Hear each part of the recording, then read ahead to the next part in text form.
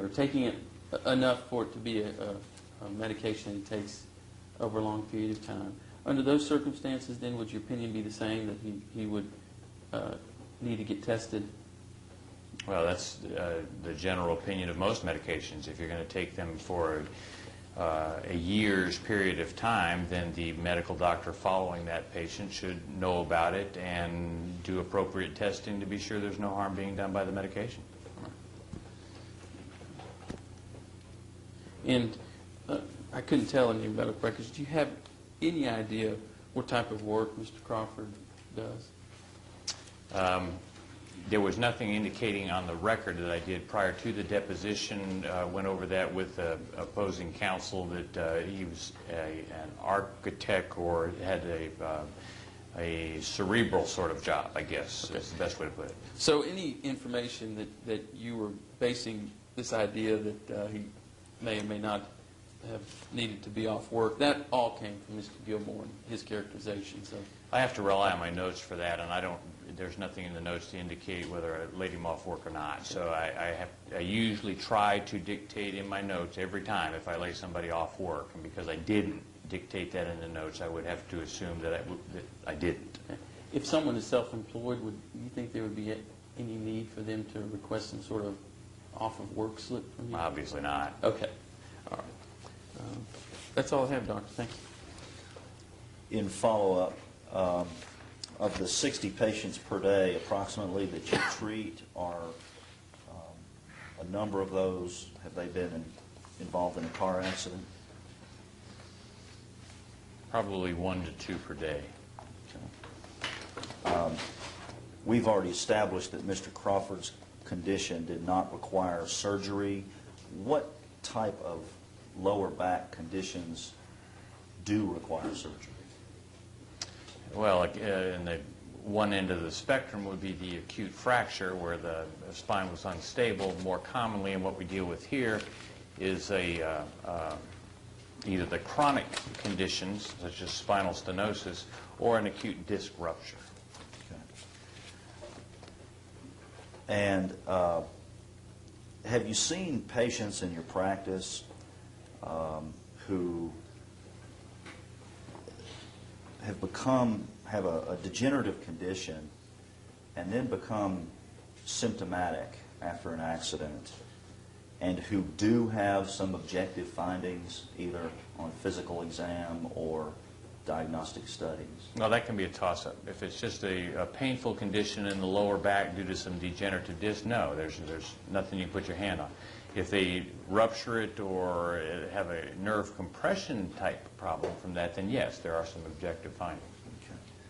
And again, did Mr. Crawford ever have any objective findings that you could refer to the car accident? No.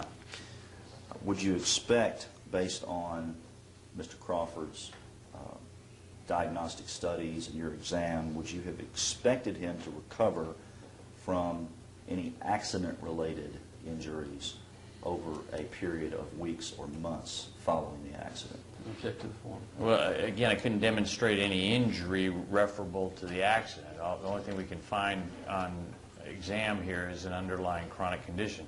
And whether the accident precipitated pain from that chronic condition that's going to need prolonged treatment, I don't know how to tell that. Okay. That's subjective, isn't it? Yes. Did you prescribe any indefinite medications for Mr. Crawford to take? Well, you can't do that. No prescriptions, no prescription medication will go longer than about a year. You can take over-the-counter medication for, as long as you want to go to the drugstore and buy it, I suppose. Okay. Well, the last time that you saw Mr. Crawford, if I'm not mistaken, based on your 11/20/02 note, was there some medication prescribed?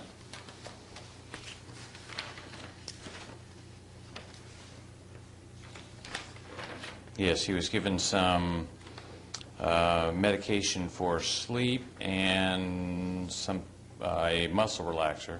Okay. And was that the appropriate thing to do in your professional judgment on that occasion to prescribe that medication? Well, they're just comfort medications, and obviously I thought he was having some discomfort, so prescribed him the medication. And can you give us an idea of how long you would expect that medication to last in terms of weeks or months or number of doses?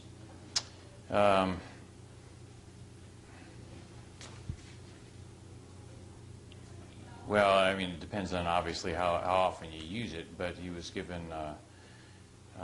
20 pills for sleep and 20 pills for that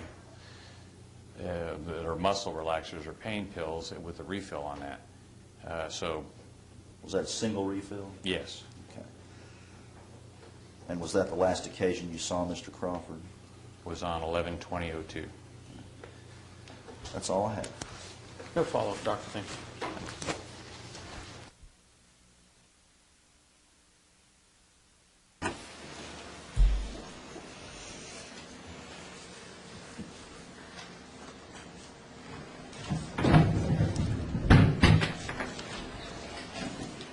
Ladies and gentlemen, I've neglected to tell you, following the deposition before of Dr. Weiss, his curriculum vitae was introduced as exhibit number 2. We'll take on your break. Any exhibits from this deposition that you wish to have entered this at? I don't, Your Honor. Yes, Your Honor. I'd like the exhibits moved into evidence. Those would consist of his curriculum vitae and his office notes. Okay. Any objection? I don't, Your Honor. All right. Let me make collective exhibit number 3.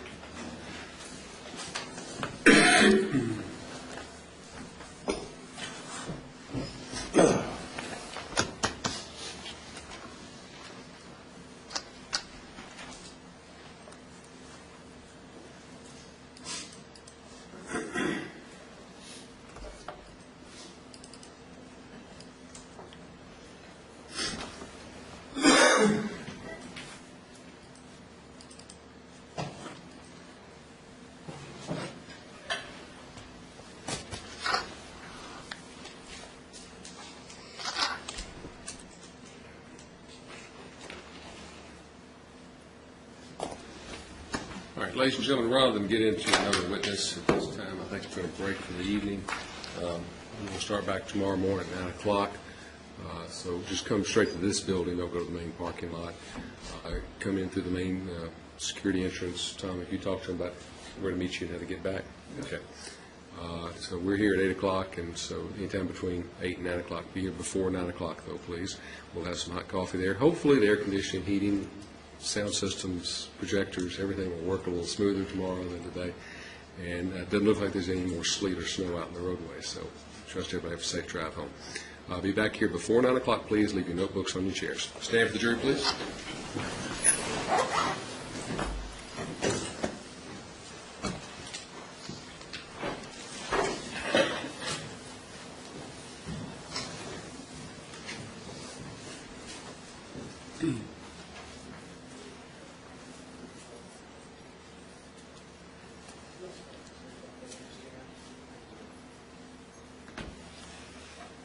All right, be seated, please. Is Mr. Menzel here yet? I can go try to find him. Okay. David Mitchell. We'll go ahead. We'll take a couple minutes break. Let's see if you can find him, and then just come back and let us know, okay?